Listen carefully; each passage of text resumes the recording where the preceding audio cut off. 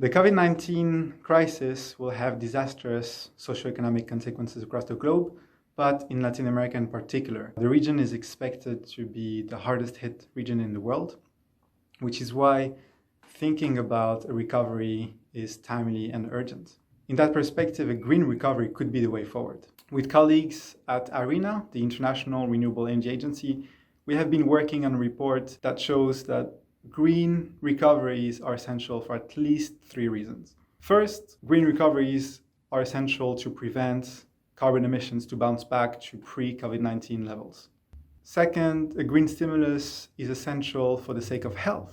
So COVID-19 has an impact on the environment, but the environment also has an impact on the resilience to pandemics. So actually, some studies have shown that reduced air pollution is associated with lower deaths associated with COVID-19, as people with respiratory problems could have relief from a cleaner air. And environmental protection can also reduce the risk of zoonotic diseases, which are diseases that arise from contact between animals and humans, such as COVID-19. Thirdly, we need a green recovery because what we need is recovery rather than just a rescue.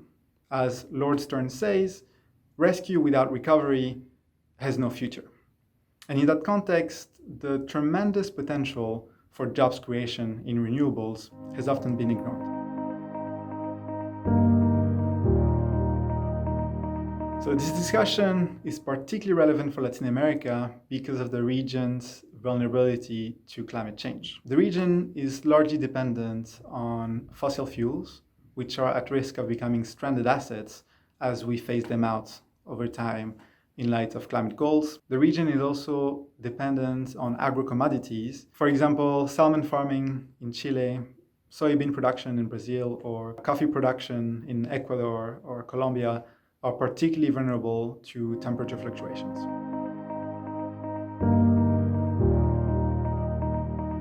Unfortunately, the responses from Latin American governments have seemed to have gone the other way.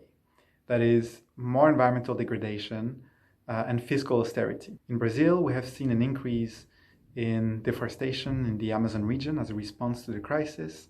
In Ecuador, the government has announced cuts in the budget for education. Those measures are likely to be very costly on the long term as they will negatively impact growth. The fact that the region needs more, not less, spending on human capital and R&D is well reflected by the region's very low share of R&D in GDP compared to the rest of the world. So such green stimulus plan is not without risks, but the alternative, which is doing nothing and maintaining the status quo, is far riskier. The region is at high risk of having stranded assets, a loss in export revenues as a result of climate change. It's therefore time for bold and drastic measures.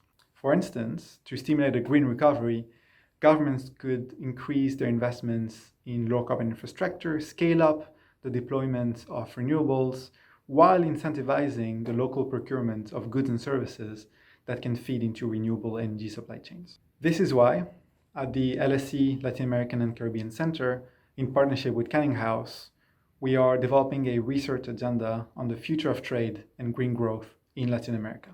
Understanding the regional opportunities and obstacles for upgrading in renewable energy value chains and for leveraging the region's natural resource endowment as a tool for low carbon innovation will be essential to efforts to stimulate a green recovery from the pandemic. The response of Latin American nations to the current crisis will have long-term developmental implications and need to be further discussed, both at the academic and policy level.